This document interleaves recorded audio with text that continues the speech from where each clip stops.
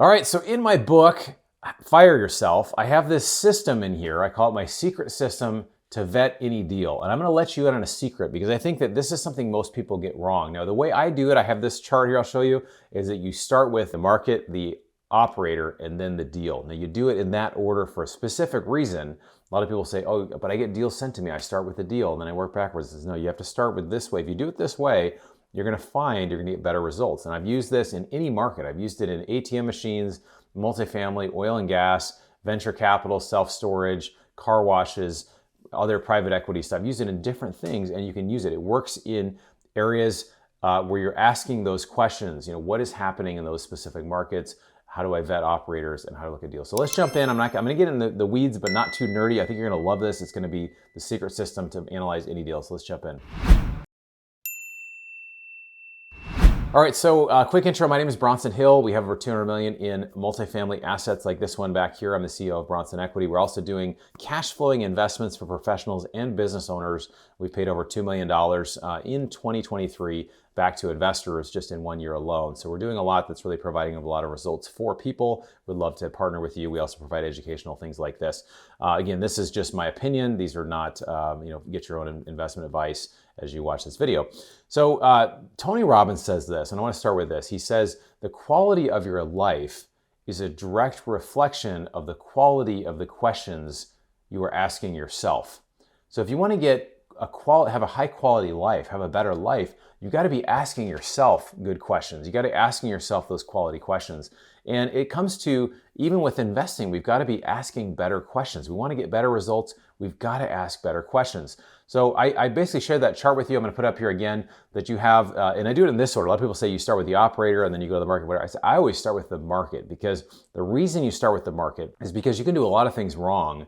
And if you just are simply in a great market that has growth characteristics, if it's a multifamily deal, we're looking for job growth. We're looking for population growth, income growth. Those things put an upward pressure on rents, right? So that's something we look at. We look at the ATM machine space and we say, is this a growing market? A lot of people don't realize this, that the ATM space is growing about 4% per year in number of transactions. The last 5 to 10 years, then the expectation going forward. Don't want to realize it's actually growing. There's 30 million plus people that don't use, they're unbanked, that don't have a bank account. Think about that, right? So they're operating in cash, prepaid debit cards, and things like that. So we look at the specific market. So even if things don't go wrong or they don't go exactly right in other areas, if you're just in a good market, you can do really well by being in the right market. So we do this with senior housing. We've done some senior housing stuff. You can see the growth in seniors the next 5 to 10 years is just crazy how much growth is happening here. And these are questions to really ask about the market. Is the market a growing market? Whether it's population, it's other things, is it a growing segment of the market? We look at oil and gas and we think that's a growing market because of the underdevelopment of oil and gas, the big green movement that's happened. But it's just said, there's no way to get where we want to go just simply by going green. We've got to have these other things like oil and gas to be able to help take us there. So those are questions that I ask. What are the barriers to entry of getting in the market? If anybody can compete with you in that specific market, then that's something to consider. And then what are the risks of the market? We look at the crypto market. There's a million different cryptocurrencies, right? What separates that one from any other one, right? So looking at the specific market, and again, I get in much more detail in the book, so you can kind of figure out how you want to vet and use that system to vet a specific market. Now, next I go down to the operator, right? So typically when a deal comes to me, you're in deal flow, it actually comes the opposite way. You get the deal, and then you have to kind of backtrack and say, well, wait, hold on, let's take a step back. Instead of just looking at this deal, what is the segment of the market this is in? Who is the operator that's doing it? And then you get down to the deal. So that's kind of the order that we go in. It's like a funnel, so we work our way down. And so with the operator, you want to vet the operator. You want to understand, who is this operator, right? These are some questions that I ask an operator. I say, what are the values of the operator? Our values are, we try to be very conservative on our underwriting. We try to be really great in our communication and be very transparent. And we also like to have a long-term partnership. We're not looking for a one and done. We're looking for hopefully 5, 10 years from now, people invested multiple times, and everything we do try to lead to that long-term partnership, right? So how can you figure that out if your values are the same? Well, go to their website, ask questions, have a call with them, look at their reputation, get online, do all these things to try to figure out who they are, what are their values. Another one is the deal that they're doing, is this similar to other deals they've done? Is this like something totally different? If they're in multifamily, is this something that's in I don't know, oil and gas, is it something totally different? Well, if so, how does that how does that impact, right? Who actually is the partner that's operating? Is this a similar deal than what the other things that they've done? What's their track record? Can they share a track record with you? Can they share anything about performance? What's their reputation? That stuff is all really important. The third thing, really, after you've gotten the market, you've got the operator, you look at the specific deal, right? So now you feel like, okay, you've got a market, the segment you like, it's growing, you like the operator, you like their track record, you like the values are very similar. Again, I used to think we all had the same values. Not all operators and investors have the same values. But looking at the deal, you're asking the question, first of all, do I fully understand this deal? And there's some deals I look at where I'm like, I don't understand this, or I don't understand how this works, or some black box system where I don't understand how this specific thing is going to happen in this deal. And Warren Buffett even says, we don't invest in anything we don't understand. This is Warren Buffett, one of the smartest investors, smartest people in the world. We don't invest in things we don't understand. And he said that multiple times. So, question, for it really true is, how will I make money in a deal, a specific deal? You're looking at a deal, a multifamily, a car wash, an ATM fund, or any other type of deal in any asset. How will I make money? But even more importantly, how could I lose money in this deal, right? What's one or two ways what do I see as the primary risks of this deal? And then I would ask that to the sponsors. Hey, what do you see the primary risk of this deal being? And then just again, making sure that is the deal pretty similar to what this sponsor has done before?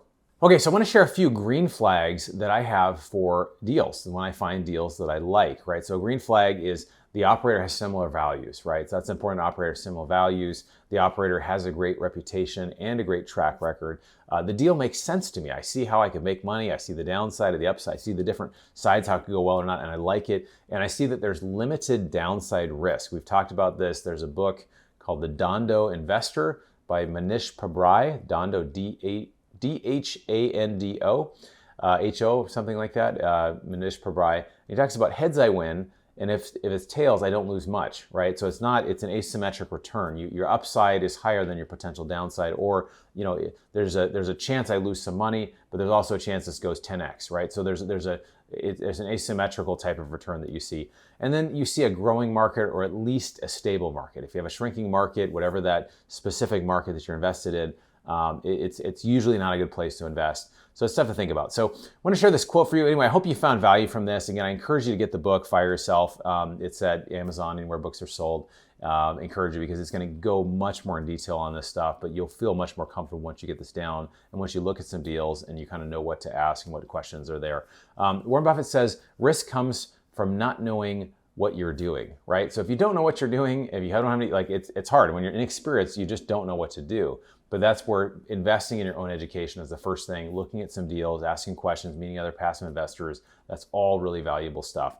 So I want to share this video with you. This is the best real estate investment now. What are the best investments right now that I'm seeing in the market? So check out that video up above.